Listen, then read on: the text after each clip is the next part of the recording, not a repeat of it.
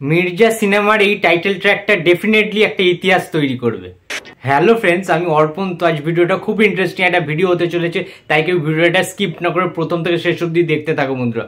তো যেটার জন্য ওয়েট করছিলাম বেশ কিছুদিন ধরে, মির্জা সিনেমার যে টাইটেল সংটা এলো, মির্জা সিনেমার যে টাইটেল ট্র্যাক, সেইটা ফাইনালি জাস্ট কিছুক্ষণ আগে রিলিজ করে গেল, দেখলাম এবং মনটা জাস্ট জয় করে নিল। গানটা কেন জয় করে নিল?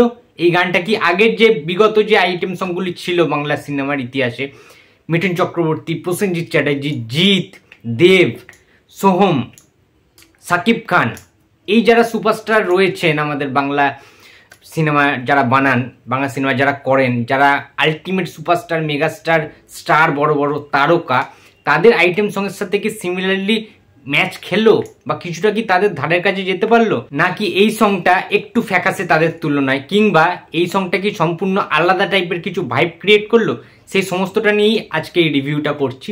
তো মির্জা সিনেমা টাইটেল ট্র্যাকটা কীরকম লাগলো দেখো বন্ধুরা, সত্যি কথা বলছি, এই আইটেম সংটা দেখে ফার্স্টেই একটা গুজবাম্পসওয়ালা একটা মুভমেন্ট ঘটে, গায়ে কিন্তু কাঁটা একটা দেয়, এটা ফ্যাক্ট। তার কারণ হচ্ছে এতজনকে নিয়ে একটা প্রবাবলি 1000 জনকে নিয়ে শ্যুট করা, এটা তো মুখের কথা নয়।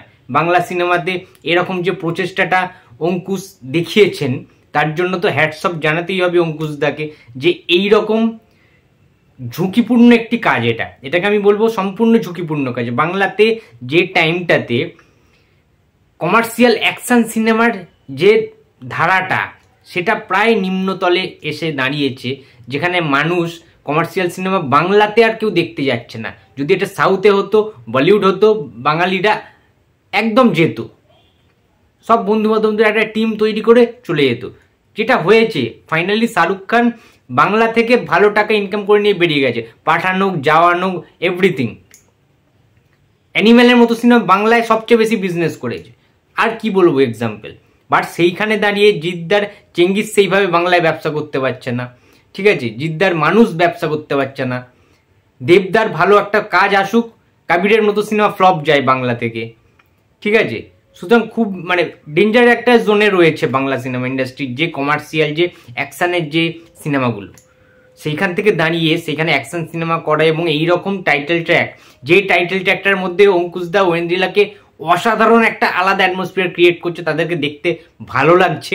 ফার্স্টেই দেখানো হয় অঙ্কুশদার এন্ট্রি, ঠিক আছে, তারপরের দিকে এন্ট্রি করা হয় আমাদের ওয়েন্দ্রিলাদির, মুস্কান, সমস্ত কিছু মিলিয়ে অ্যান্ড দারুণ ম্যাচ খেয়েছে। সবচেয়ে বড় কথা, গানটি গেয়েছেন তোমরা সবাই জানো, মিউজিক ডিরেক্টরের নাম হচ্ছে অনিক ধর, তোমরা সবাই চেনো অনিকদাকে, চেঙ্গিসে তিনি গান ডিরেক্ট করেছিলেন, অ্যান্ড মির্জাতেও তারপরে, ঠিক আছে। অমিত মিশ্র এবং অনিক ধর কিন্তু গানটাও কিন্তু গেয়েছেন দুজন মিলে। তো গানটার মধ্যে আলাদা মাসালাদার ব্যাপার ছিল, আমরা দেখতে পেয়েছি গোটা গানটা জুড়ে, ঠিক আছে, যে রিদেমে গানটা করা হয়েছে।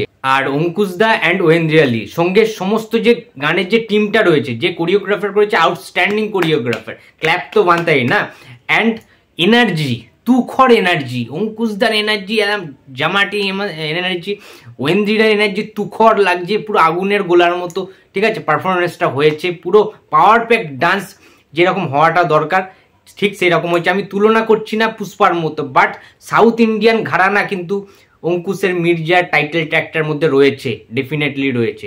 সেই সাউথ ইন্ডিয়ান গানের যে ফ্লেভারটা, সেটা কিন্তু পেয়েছি, উপভোগ করেছি আমরা।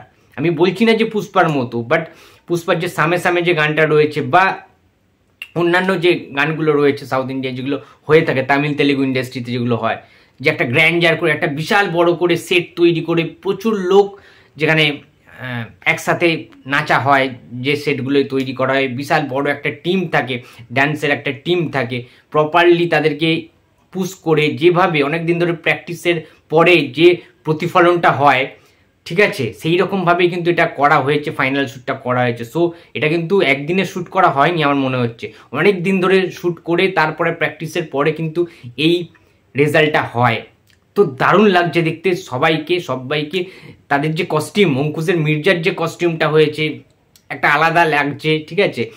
আমাদের ওয়েন্দ্রিলা, মুস্কানের যে কস্টিউমটা ছিল, পুরো বলছি না, একটু সাউথ ইন্ডিয়ান ফ্লেভারটা তোমরা পাবে গানটায়, পড়তে তোমরা উপভোগ করতে পারবে। অঙ্কুশদার এর আগের কোনো ছবিতে এই রকম লেভেলের তোমরা ডান্স দেখোনি, এতটা গ্র্যান্ড ভাবে, এতটা বড় বিগ স্কেলে গানটাকে শুট করা হয়েছে না, সিরিয়াস বলছি, মানে গর্ব হচ্ছে বাংলা সিনেমা নিয়ে আমরা চর্চা করি, বাংলা সিনেমা রিভিউ করি, কিন্তু ডেফিনেটলি বলছি অঙ্কুশদার এই প্রথম কাজ নিজের প্রোডাকশন থেকে, আবার এইভাবে মানে কামব্যাক তো এরকমই হওয়া উচিত না।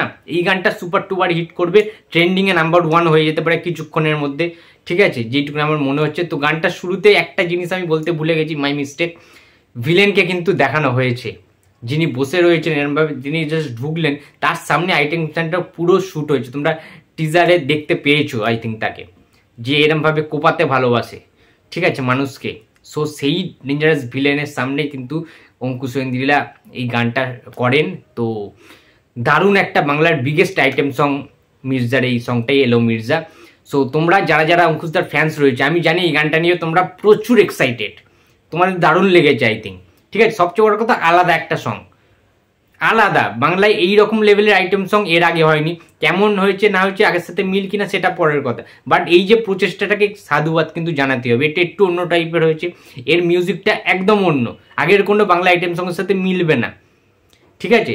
সো বন্ধুরা, তোমাদের কেমন লেগেছে, কতটা কানেক্ট করেছে এই সংটা, তোমরা কি অলরেডি নাচা শুরু করে দিয়েছো? এই গানটা কিন্তু ভাই হলে মির্জা সিনেমা চলাকালীন এই আইটেম সংটায় সবাই জামা প্যান্ট খুলে নাচবে, সরি প্যান্ট হয়তো খুলবে না, যাই হোক প্যান্টটা না খোলাই বেটার, জামা খুলে সিটি মারতে মারতে কিন্তু সবাই নাচবে, অঙ্কুশদার ফ্যান্সরা তো নাচবেই একদম শিওর শট। সো ভিডিওটি যদি ভালো লাগে তো please like comment and share করতে ভুলো না, যদি চ্যানেলে নতুন হয়ে থাকো তো প্লিজ সাবস্ক্রাইব করে দিও। তো দেখা হচ্ছে আর পরের ভিডিওতে, তো টাটা।